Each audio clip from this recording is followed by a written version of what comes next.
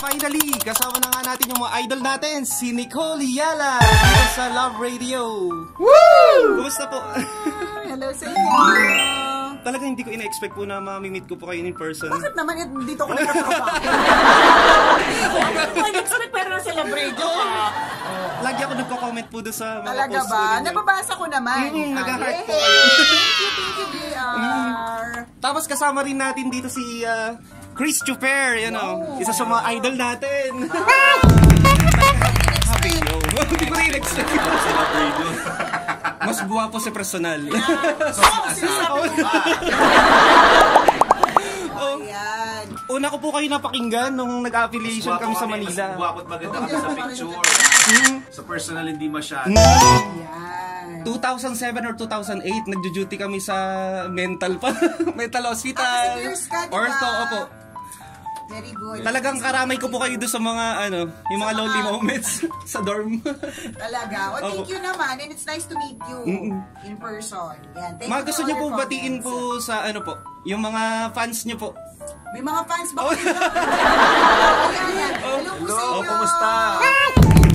Patuloy niyo pong supportan itong mga vlog ni Kuya JR. Thank you so much. Saka maganda po yung kanyang mga content. Opo, mga happy-happy lang. Puro Puro positive. good vibes. Doon lang Good tayo sa good vibes. vibes Oh. kasi ang dami nang masyadong nega sa mundo. True. Doon lang tayo sa mga positive and good vibes always. Lagi lang po ako nadadaan dito, naglalakad-lakad, nag-exercise po. Ayun, nakalakad. Mula nung tumira ako doon sa Paranaque, tapos natatanong ko lang, ay dito yung yung radio station nila, Nicole Yala and Chris Chuper. Nahihiya lang ako pumasok. Hindi ka mukhang mahiyain. Oo, kanina pa selfie na selfie. Parang hindi naman. Mahihain ka pa rin nalagay na yan. Paano kung Hindi ka pa mahiyain dyan. Hindi ako makatulog noon. Nag-duty naman ako, nurse naman ako doon sa Soler. Tapos ayun, hindi pumunta ako dito. Opo, company nurse po. Puro mga Chinese. Yung mga pasyente natin doon. Okay. Tapos nag-SARS. Naka-duty ka na. Galing ako po duty kagabi. Nag-overtime. Saan ka? Sa National Kidney and Transplant Institute po, sa Quezon City. Opo, tapat lang po ng Quezon City Hall. Pumunta nga ako dito, nag-Star City pa ako noon. Kinabukasan na sunog. Yung naalala niyo po ba yun? Opo. Nilalakad-lakad ko yun. Hindi ako makatulog. Kaya pala nung gabi na yon, may premonition ako na magpunta. Alam mo, sinasabi. Oh. Eh di sana nilabas mo yung laptop mo bago nasunog. Oo nga. Nilabas mo yung bagay ako. Grabe. Tapos nag-picture talaga ako sa buong Kasi childhood memories dito talaga sa Star City eh. Tapos biglang nasunog. Yung napagtanungan ko pa na yung tindera, yung pa-in-interview. Kasi babalikan ko yung jacket. Meron akong bibili na jacket doon eh. nag-vlog ka na no? Hindi talaga ako makapaniwala. Na-meet ko po kayo ngayon. Pahawak po. Ang laki ko kamay ko. Ayun kita mo, nagko-comment lang ako palagi doon sa sa pages nila. Lagi ko nadadaanan dun sa post. Support nyo si Kuya JR. Thank you so much po. May mga good vibes na vlog. Kasama ko talaga kayo sa kalungkutan ko. Kayo yung nagpapasaya sa akin po. Kailan ka nalulungkot? Parang hirap mahinuo. Sobrang toxic talaga sa trabaho po. Opo. Nag-OFW din po ako eh. Galing ako ng Kuwait naman. Ilang years? Bali 2 years po ako doon. Ang naging employer ko po kasi doon prinsipe. Kaya medyo dapat binigyan ka ng dapat nag-vlog po ako doon nagsa-sunstorm. Kaya kahit anong linis doon talaga madumi sa labas. Kasi mabuhangin po. Opo, ang bagyo doon, hangin at buhangin. Hindi tubig. So kaya paano 'yun? Naka-shades yung mga tao. Nakabalabal din sila. Tapos kapag nagre-rest day ako, sinusuong ko talaga yung nakapayong pa ako. Nakapag-rest day lang kasi isang araw lang yung pahinga. Toxic talaga. Toxic din. Kinis na. Mapula nga lang.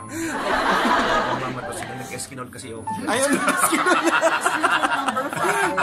talaga masaya ako. Talagang ito yung isa sa pinakamasayang moment sa buhay ko. Makilala ko yung mga idol ko. Ayun, mga kapwa ko sila tambalanista. Ay, ano pangalan niyo po?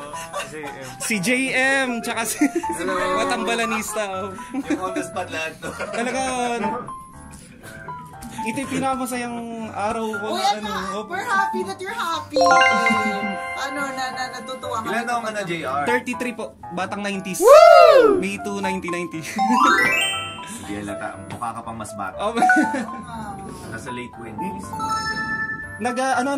binabalik ko yung pakiramdam ko nung nakasakay ako sa bus, tapos pinapakinggan ko kayo. Talagang tawa ko ng tawa, wala, Parehas puro lang good ang vibes. boses Oh.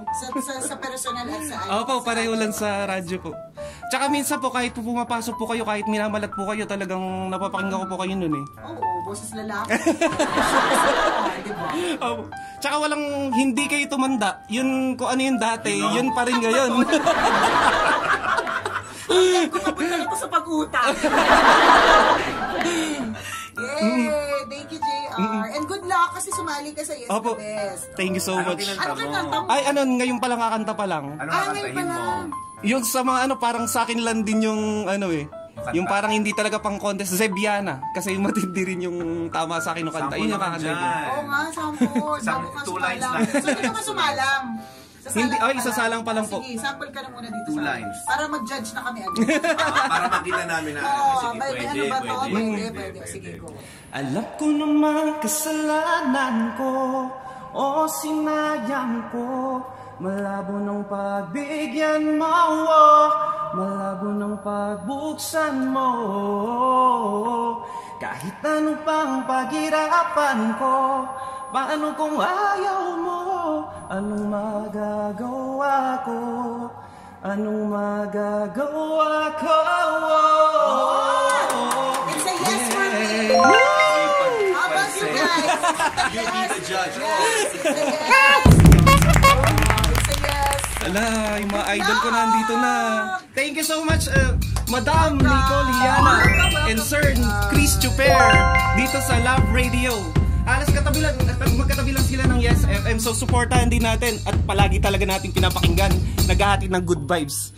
So once again guys, this is JR De La Peña and you're watching Kuya JR TV. Don't forget to subscribe and click the notification bell for updates. Till next time, bye-bye!